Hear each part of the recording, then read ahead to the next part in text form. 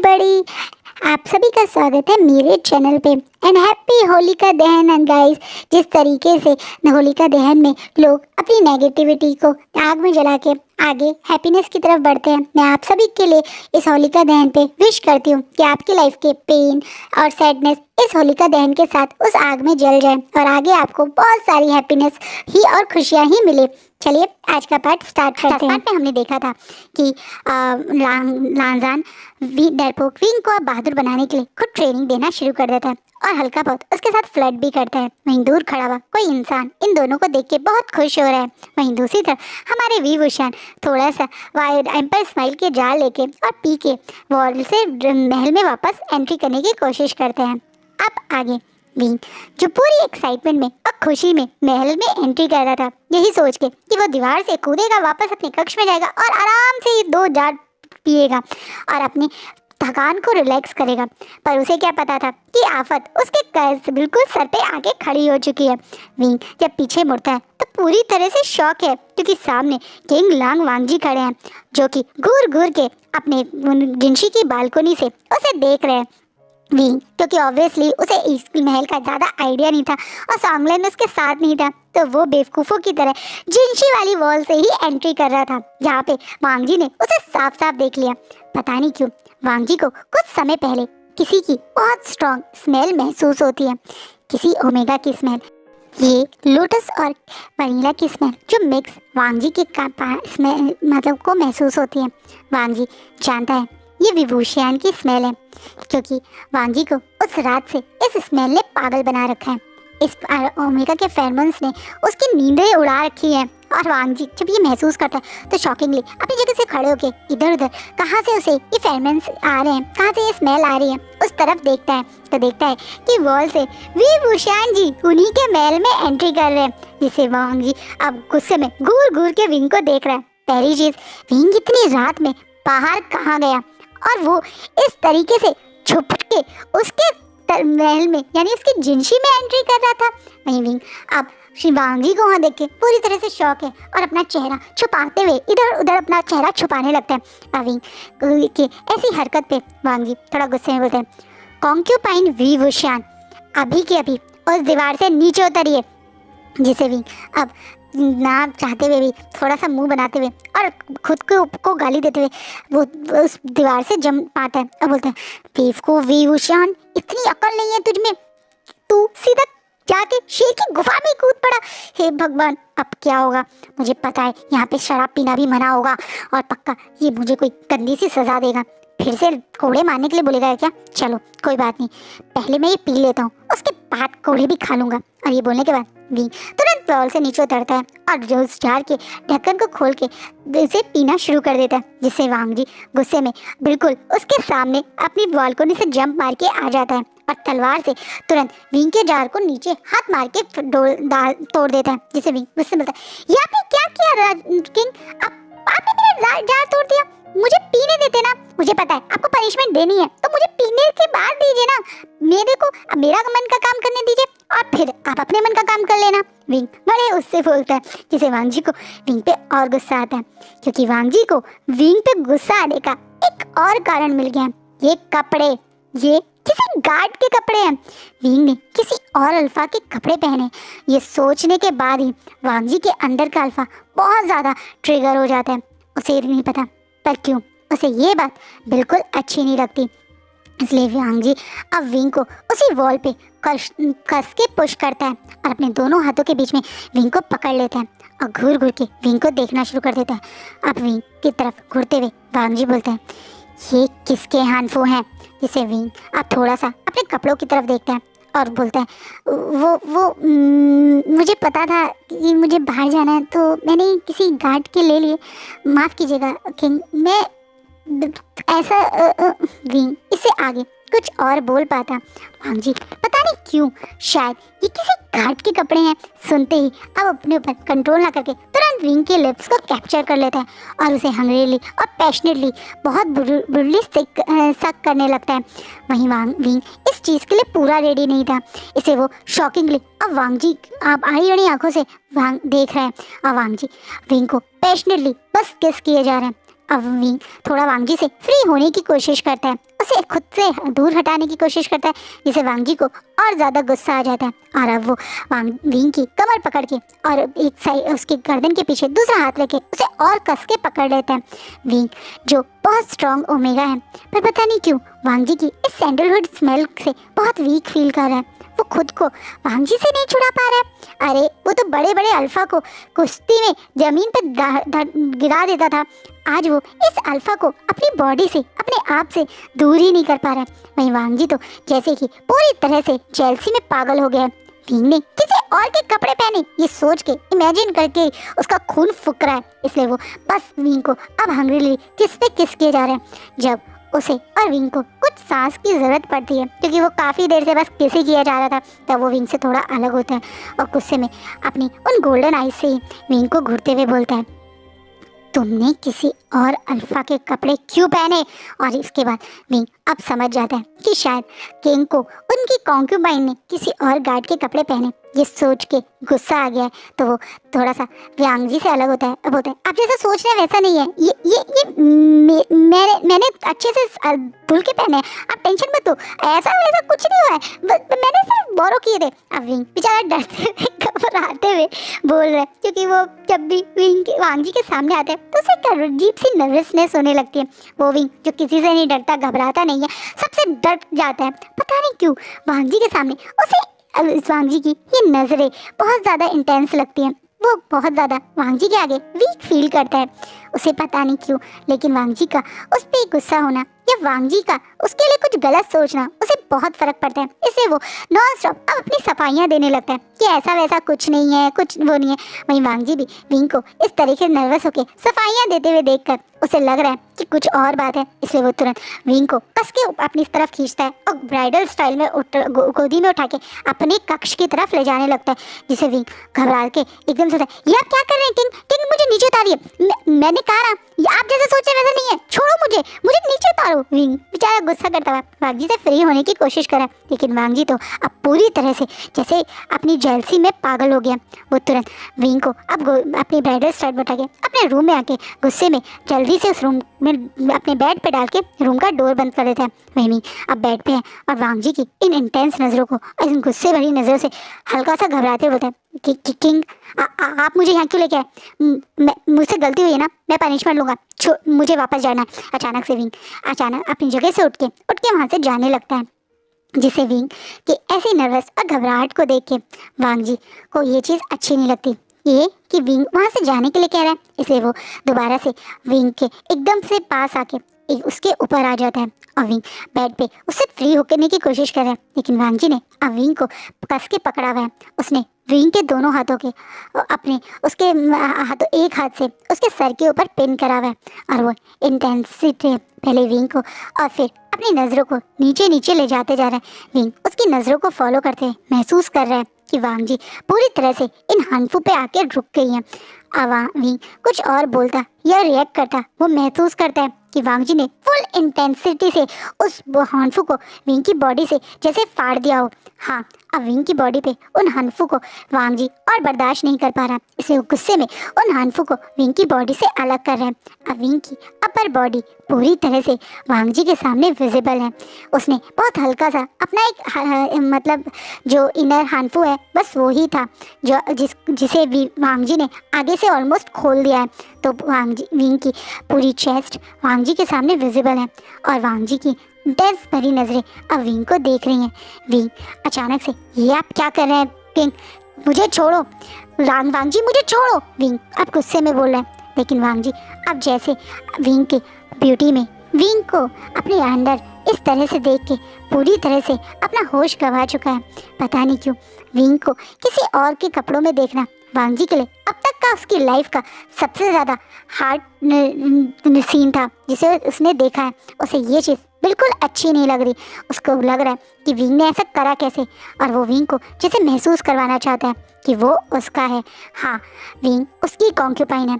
अगर विंग को कोई टच कर सकता है सिर्फ वांग जी है। वांग जी के अलावा विंग को कोई टच नहीं कर सकता। वांग जी अब विंग को मौका ही नहीं देता और उसकी नेक पे अटैक कर देता है। अब वांग जी के लिप्स विंग की पूरी बॉडी पे मूव कर रहे हैं। वहीं विंग भी पूरी तरह से जैसे वांग जी की इस टच में मेल्ट हो गया। वो विभूषण जो बड़े से बड़े अल्फा से टकरा जाता है, बड़े से बड़े से अल्फा के फेरोमोन्स पे उसे कभी फर्क नहीं पड़ता।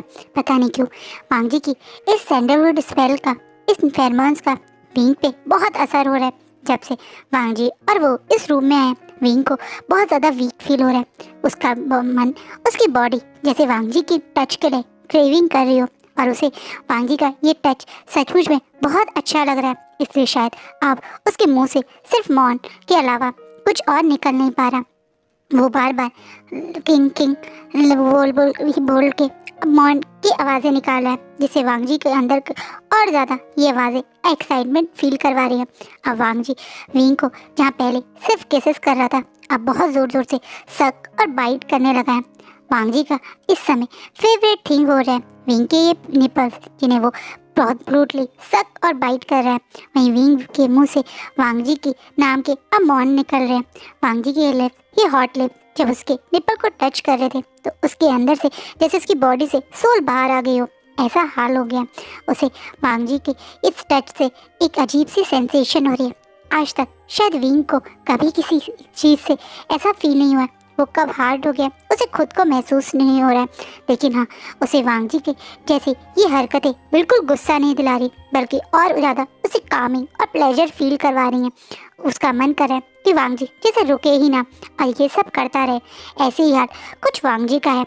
वांग जी भी जैसे विंग के अंदर पूरी तरह से गुम हो गया है। उसे जैसे रुकने का मन ही नहीं कर रहा। वो नॉन स्टॉप विंग को बाइट, सक, किसेस कर रहा है। वो जैसे पूरी तरह से अपने सामने जो कैनवस है उसे पेंट कर देना चाहता है। विंग की बॉडी जिस पे वो अपने सक और बाइट्स के मार्क छोड़ देना चाहता है, इतने सारे लव बाइट्स देना चाहता है कि विंग जब भी अब शीशे में खुद को देखे तो ये महसूस करे कि वो सिर्फ लांग वांग जी का है। उसका फेवरेट स्पॉट तो बन गया है विंग की ये नेक, ये सेंट ग्लैंड, जहाँ वो नॉन स्टॉप किसेस और बाइट दे रहा है। जहाँ से हटता है तो विंग के निपल्स जैसे विंग को अब वो पूरी तरह से खा जाना चाहता है। वांग जी के मन में पहली बार किसी ओमेगा को टच करने की, उसे अपने बनाने की क्रेविंग हो रही है। उसका मन कर रहा है कि वो अभी विंग को पूरी तरह से अपना बना दे, और वो ऐसा कर भी सकता है क्योंकि विंग उसकी कॉन्क्यूपाइन है। लेकिन शायद वो विंग की मर्जी के खिलाफ ऐसा करना नहीं चाहता। शायद विंग को वो उसकी परमिशन से ही ये सब करना चाहता है। लेकिन हाँ, विंग को किसी और अल्फा के कपड़ों में भी तो नहीं देख सकता वो, इसलिए नॉन स्टॉप वो अपने अंदर जो विंग को लेकर जेलसी, पॉजिटिवनेस आई है उसे इस तरीके से बाहर निकाल रहा है। हाँ, वो इससे ज़्यादा विंग के साथ कुछ और शायद करना नहीं चाहता, उसकी मर्जी के खिलाफ, इसलिए नहीं कर रहा।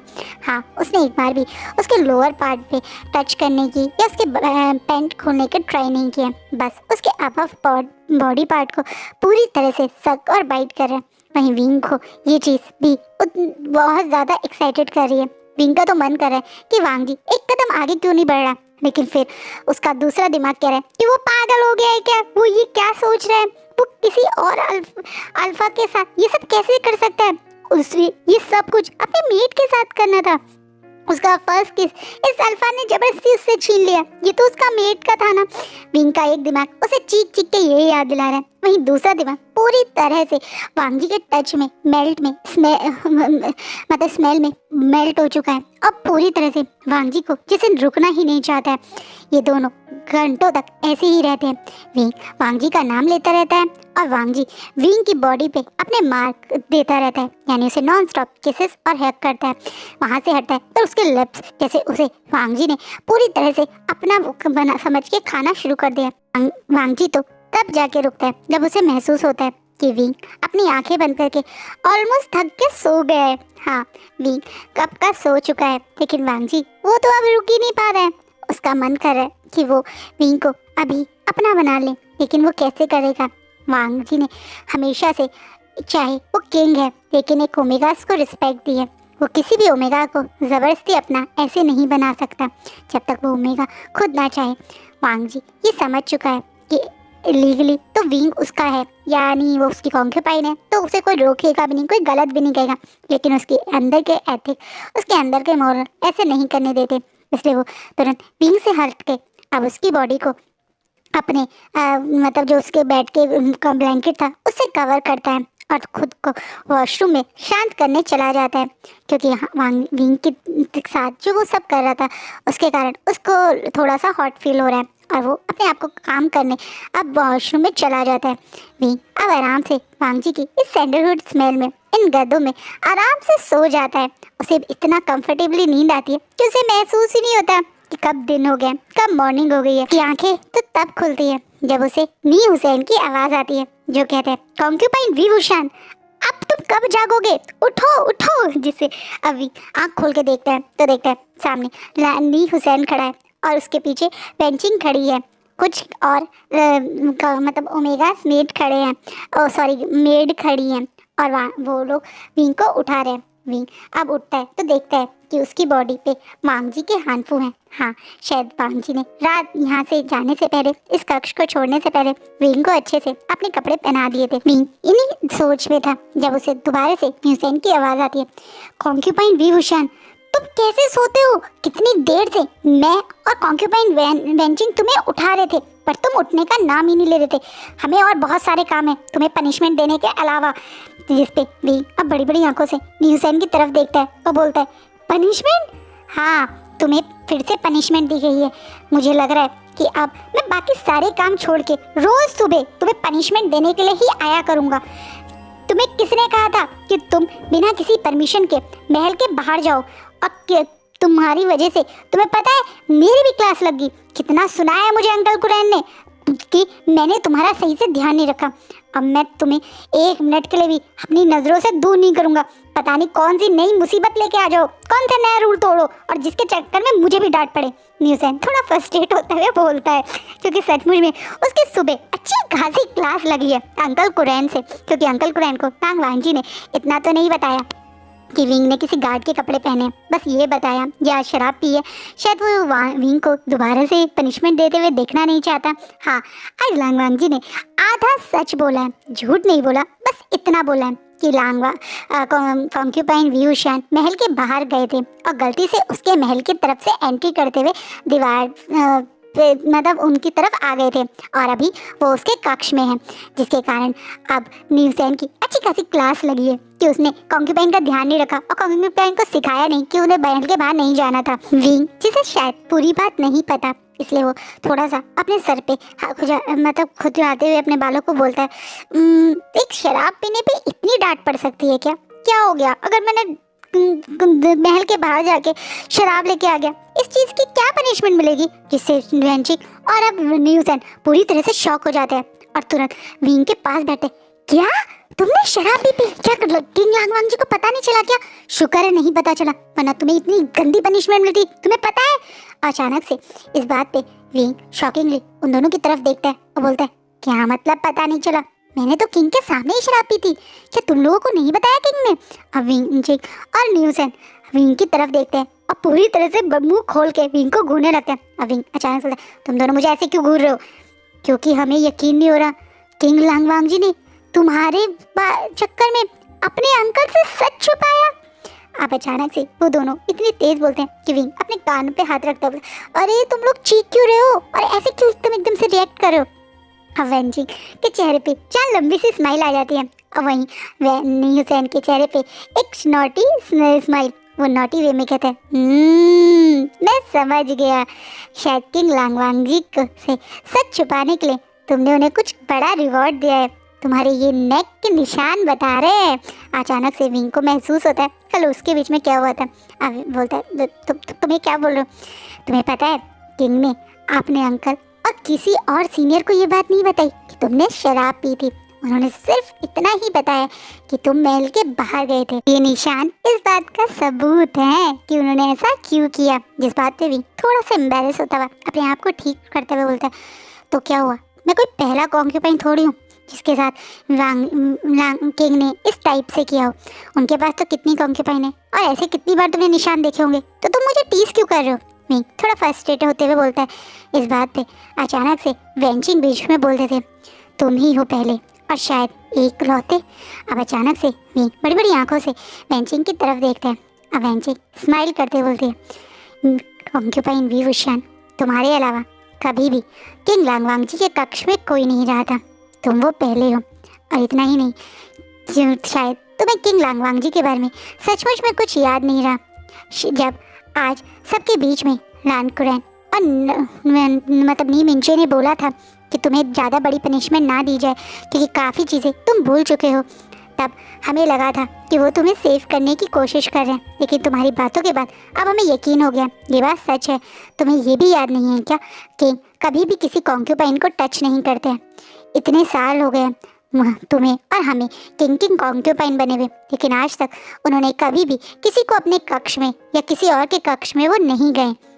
अचानक से मिंगी बस सोच के अब शॉक में है क्योंकि उसे लगा था वांग जी बाकी जैसे किंग जैसा होगा जो अधिकतर कॉन्क्यूपाइन रखते हैं, सबके साथ इन्वॉल्व होते हैं हर, बट वांग जी इस टाइप का है कि उसने कभी भी किसी और ओमेगा को टच नहीं किया और विंग को ही पहली बार उसने टच किया है।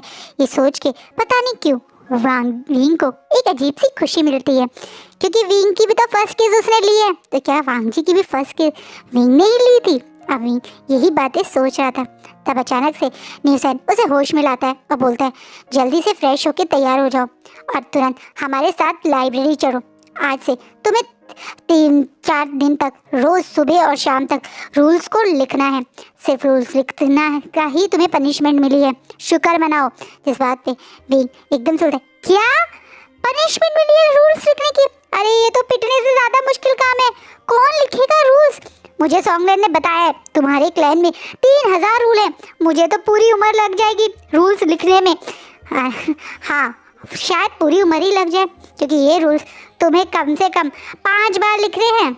क्या? अब विंग और ज़्यादा शॉक होता है। उसकी इस शॉकिंग एक्सप्रेशन को देख के वेंचिंग और न्यूसेन को बहुत हंसी आती है। बेचारे विंग को बिना मन के तैयार करके पहले कुछ खिला के ये दोनों ज़बरदस्ती अब उसे लाइब्रेरी में बैठा देते हैं जहाँ विंग गुस्से में रूल्स लिखते जा रहा है और जैसे जैसे रूल लिख रहा है उसे उतना ही गुस्सा आ रहा है इस लैंडलाइन पे।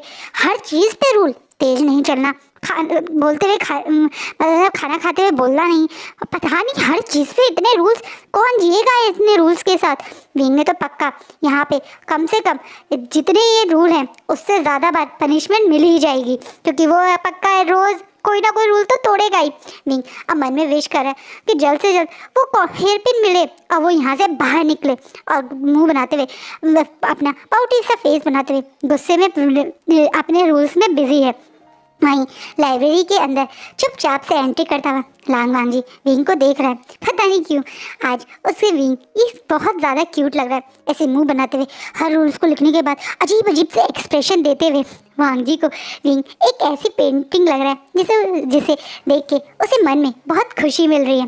वांग जी अपनी खुशी और एक्साइटमेंट में विंग को इतने प्यार से देख रहा है कि वो महसूस भी नहीं करता कि उस बाकी लोग का ध्यान वांग जी के ऊपर है, जैसे न्यूसेन, वेंचिंग जो देख रहे हैं कि किस तरह से वांग जी चुपचाप से कोने में खड़े हुए विंग को देख रहा है।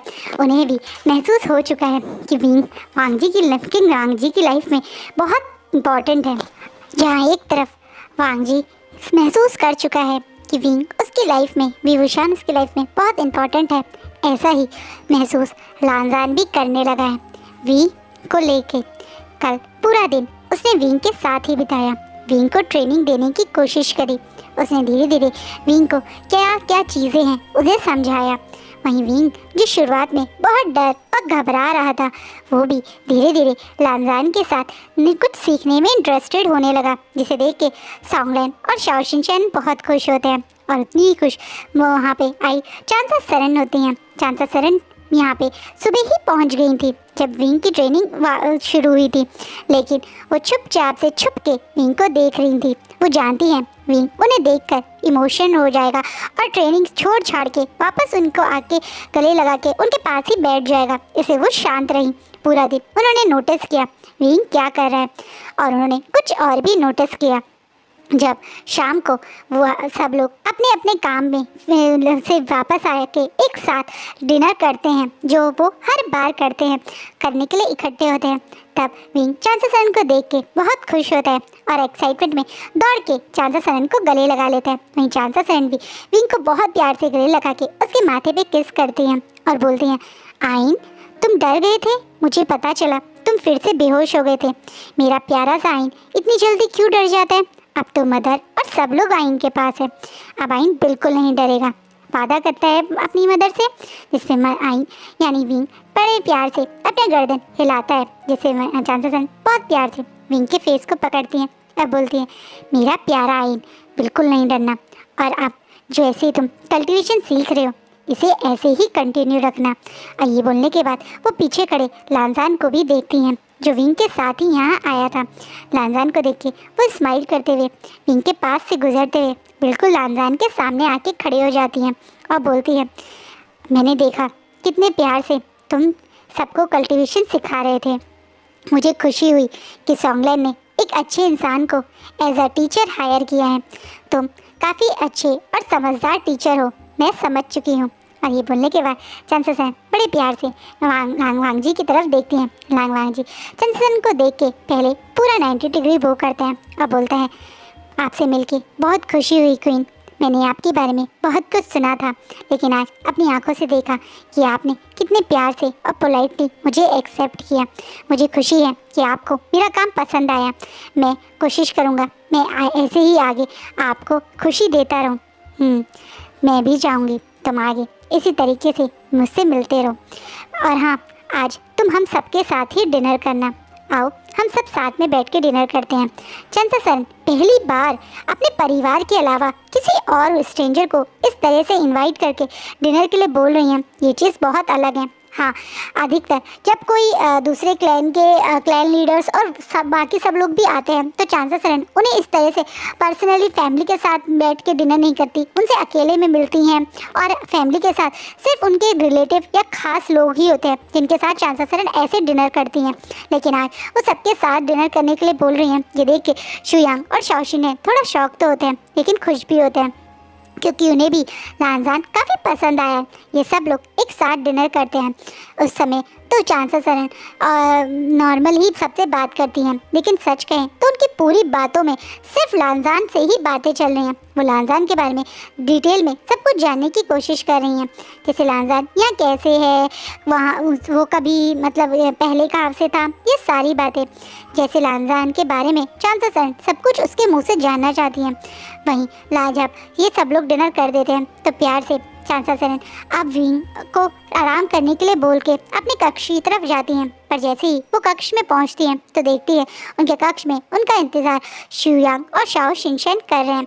शुयांग और शाओ शिनचैन को देख के चांसेसन थोड़ा सा परेशान होते हुए पूछते हैं, क्या हुआ, तुम दोनों इस समय अपने कक्ष में ना होके मेरे कक्ष में क्या कर रहे हो? सब कुछ ठीक है? क्योंकि अचानक से तुम्हारा यहाँ आना मुझे कुछ समझ नहीं आ रहा है।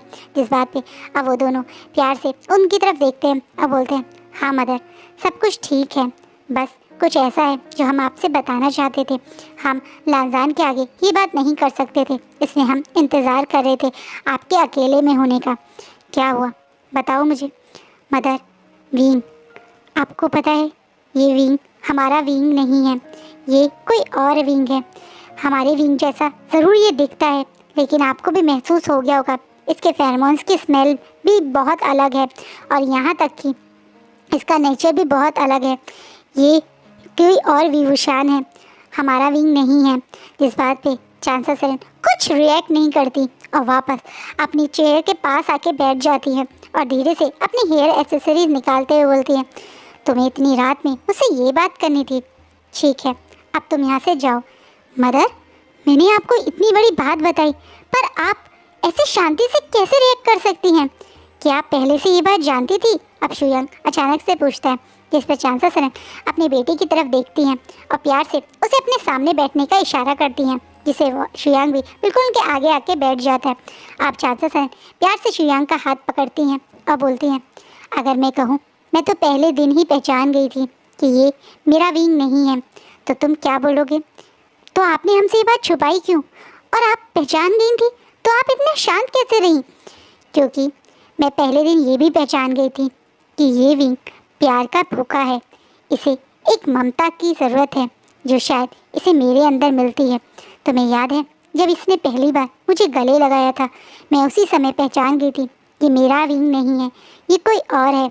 और पर मैं ये भी समझ गई थी कि ये कितना डरा हुआ और सहमा हुआ है, इसे एक माँ की, एक प्यार की कितनी ज़रूरत है। इसलिए मैंने इसे उसी दिन अपने गले लगा लिया था और मैं इसकी भी माँ बन गई थी। मैं जानती हूँ तुम दोनों सोच रहे होंगे कि क्यों मैंने अपनी विंग के बारे में नहीं सोचा, हमारा विंग कहाँ है उस बारे में नहीं सोचा। ऐसा नहीं है, मैं उसी दिन समझ चुकी थी कि विंग अब यहाँ नहीं है, वो इस कल्टीवेशन वर्ल्ड में नहीं है। क्या? अब ये दोनों पूरी तरह से शॉकिंगली चांसा सरन की तरफ देख रहे हैं, लेकिन चांसा सरन के चेहरे पे कोई एक्सप्रेशन नहीं है, बल्कि वो बिल्कुल शांत बैठी हुई हैं। और आज का पार्ट यहीं रुकता है।